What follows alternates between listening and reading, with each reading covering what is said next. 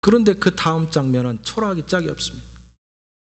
이 엉뚱하게도 굉장히 조그만 작은 교회에 나타난 카터가 이제 화면에 잡혔습니다. 그리고 그 시골 교회, 조그만 교회에 19명의 학생들을 앉혀놓고 성경 공부를 하고 있는 장면이 유세의 전체였습니다. 이 TV를 지켜보던 이 카터 대통령의 지지자들이 이제 요동하기 시작했습니다. 이 큰일 났다. 이 투표가 얼마 남지 않은 마지막 주말 유세를 이렇게 해서 되겠는가? 이거 우리가 이번에 지게 되는 거 아닌가? 어떤 사람은 야유를 퍼붓기도 했다고 합니다. 미국의 대통령이 지금 누가 되느냐, 이게 중요한 시기 아니겠습니까? 그래서 어떤 사람은 대통령 유세를 핑계 삼아서 하루 정도 다른 사람에게 아이들을 가르칠 수 있도록 좀 막혔으면 좋지 않았겠느냐, 이렇게 얘기를 했습니다.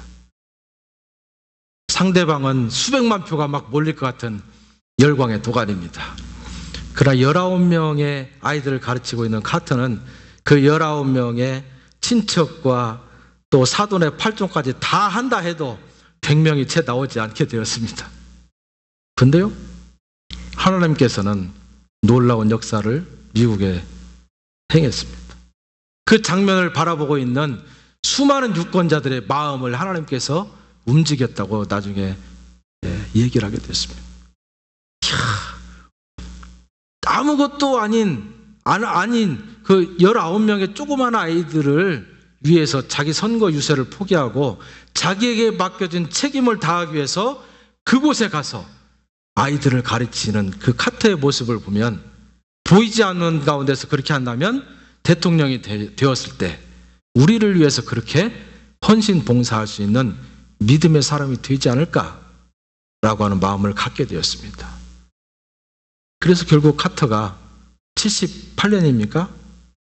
38대 대통령으로 취임을 하게 되었습니다. 놀라운 일입니다. 미국의 대통령 중에서 지금까지 아주 30여 년 동안 꾸준히 TV를 통해서 그의 업적이 방영되는 것은 딱 두 분입니다.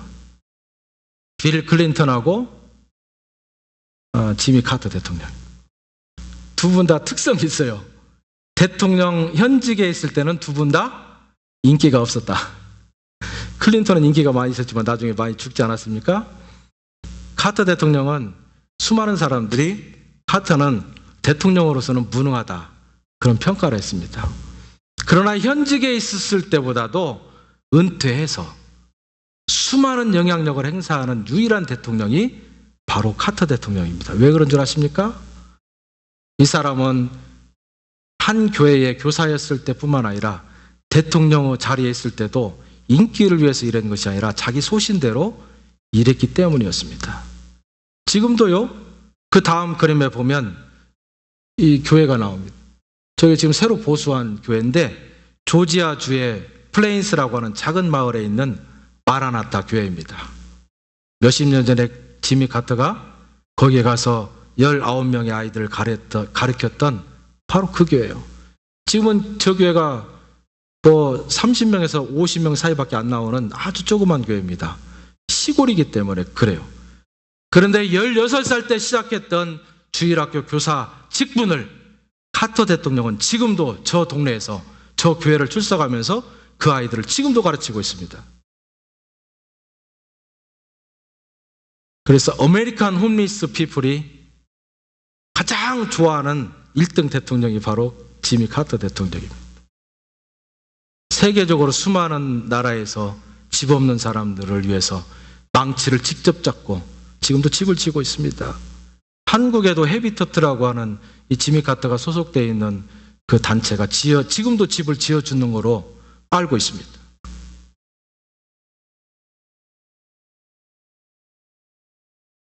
왜 그렇습니까? 미국의 정치는요, 도덕과 여론 정치입니다. 저 사람이 옳으냐? 저 사람이 정말로 믿음이 있느냐? 보이지 않는 가운데서도 우리를 지킬 수 있느냐? 믿음의 문제라는 거예요. 우리가 신앙생활하면서 말로만 할 때가 얼마나 많습니까? 주님 내 마음 아시지 않습니까? 내 처지 아시지 않습니까? 내 형편하지 알지 않습니까? 말 가지고 마음만 가지고 믿음 생활하는 경우가 얼마나 많이 있습니까? 그러나 주님께서는 진짜 원하는 것은 뭐냐면 말 가지고 신앙생활하지 말고 마음 가지고 신앙생활하지 말고 내가 말과 마음으로 고백했다면 그것을 구체적으로 신앙의 행동을 통해서 보여주는 것이 마땅하지 않겠느냐? 주님은 그렇게 말씀하신다고 하는 사실입니다. 창세기에 보면 아브라함에게 하나님께서 2번이나 무리한 명령을 내렸습니다. 첫 번째는 갈 길을 알려주지도 아니하시고 나타나셔서 내 고향과 내 본토와 내 친척을 떠나서 내가 앞으로 지시할 땅으로 가라. 아브라함은 짐 싸가지고 바로 어느 땅인지 모르지만 하나님께서 분명하게 언젠가 그 길을 보여주시겠지 하고 보따리를 싸서 집을 떠났습니다. 수많은 세월을 걸어다니면서 방황하면서 마지막에 정착하게 됩니다. 두 번째 하나님께서 무리한 부탁을 한 건 뭐냐면 독자 이삭을 번제로 드려라. 태워가지고 자기에게 제사로 드리라고 했습니다. 참 무리한 부탁이지만 하나님께서 아브라함의 마음속에 믿음이 없기 때문에 그랬겠습니까? 아브라함이 하나님을 순종치 않다고 생각하기 때문에 그랬습니까? 그렇지 않았어요. 하나님께서 아브라함의 믿음을 이미 아셨지만 하나님께서는 그 믿음을 실질적인 삶을 통해서 살아있는 믿음으로 표현하기를 원했던 것입니다. 그래서 야고보서에 보면 행함이 없는 믿음은 죽은 믿음이라. 여러분 믿음이 있긴 있습니다. 내 마음으로 믿습니다. 내 마음으로 고백합니다. 말은 잘합니다. 그러나 행동에 옮기지 않으면 죽은 믿음인데 믿음이 죽었는데 그게 믿음입니까? 그렇지 않아요. 믿음이 진짜 믿음이 있을 때는 언제냐? 믿음대로 행할 때입니다. 네.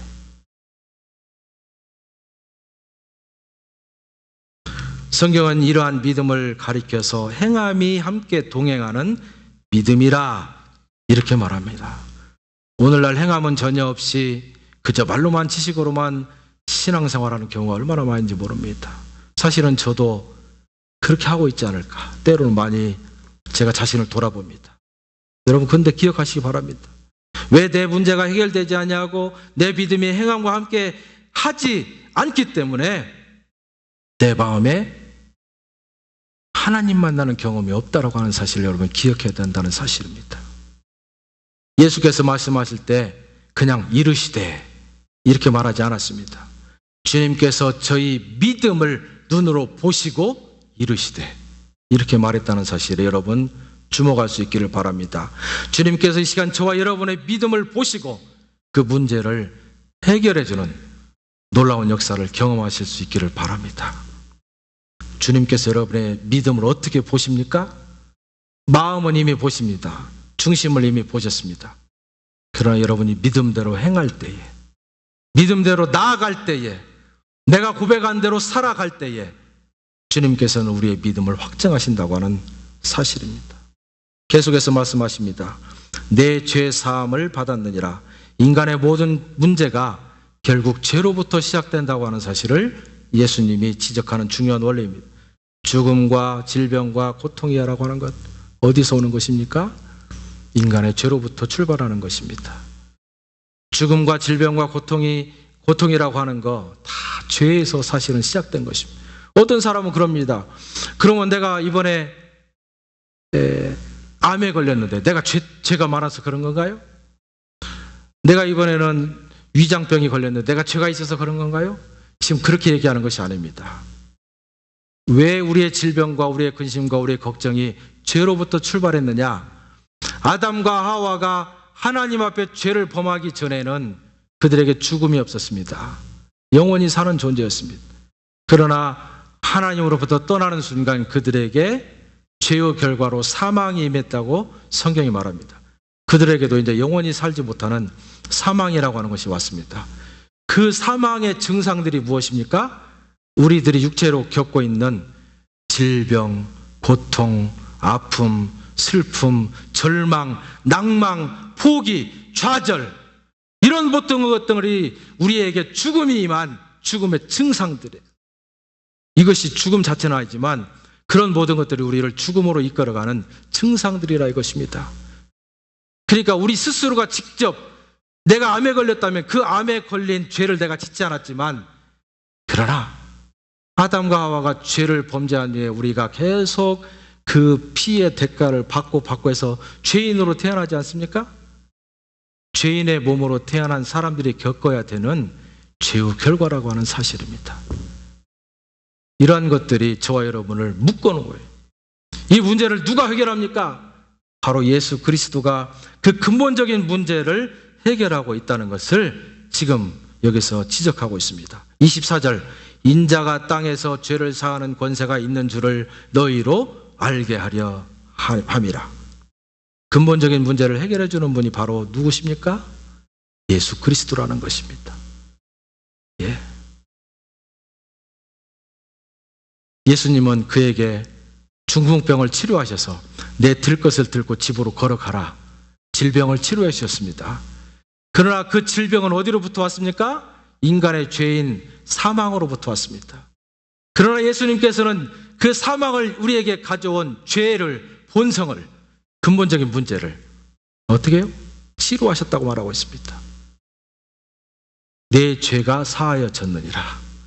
죄가 근본적으로 사하여지니까 죄로부터 온 죽음, 죽음의 증상들인 질병이 치료해졌다는 말입니다. 여러분, 문제가 있습니까? 장애가 있습니까? 어려움들이 있습니까? 그 문제를 가지고 예수 그리스도 앞에 나아오실 수 있기를 바랍니다. 여러분, 예수 그리스도 앞에 나아오셨습니까? 내가 그걸 갖고 있지 마시고 근본적인 죄의 문제를 치료하시는 주님 앞에 내려놓으실 수 있기를 바랍니다. 그분이 십자가를 지신 이유가 바로 거기 있습니다. 우리 대신 그것을 지기 위해서 그랬다고 성경에 말합니다. 수고하고 무거운 짐진 자들아 다 내게로 와라. 내가 너희를 쉬게 하리라. 어떻게 쉬게 하는 것입니까? 죄의 짐을 예수님께서 대신 져주심으로 말미암아 내가 그것을 지지 않아도 예수님이 나를 위해서 지어주셨다는 사실을 인정함으로 말미암아 나는 죄로부터 해방되고 죽음으로부터 해방되어서 영원한 세계 속에서 살 소망을 갖게 되는 것입니다. 여러분, 그 은혜를 누리실 수 있기를 축원합니다. 우리 찬양팀 앞으로 나오시고 잠깐 기도하겠습니다. 여러분, 묵상으로 한번 기도하실 수 있기를 바랍니다. 하나님, 지금까지는 나에게 어떤 질병이 있었습니다. 어떤 집안의 문제가 있었습니다. 나만 겪고 있는 어떤 괴로운 문제들이 있었습니다. 이런 모든 것들을 내 혼자 해결해 보려고 했지만 해결되지는 아니하고 더 핍절해 가는 것을 느낍니다. 이 모든 것들을 주님 앞에 내려놓기를 원합니다. 내가 주님 앞에 나올 때에 수많은 문제들이 있을 줄 알지만 그 모든 것들을 믿음으로 다 제거하겠습니다. 다 떼어놓겠습니다. 내가 주님 앞에 설 때에 내 믿음을 보시고 나의 죄를 사하시고 죄의 결과인 죽음도 거두시고 증상들인 모든 문제와 질병을 치유해 주옵소서. 여러분, 기도하실 수 있기를 바랍니다.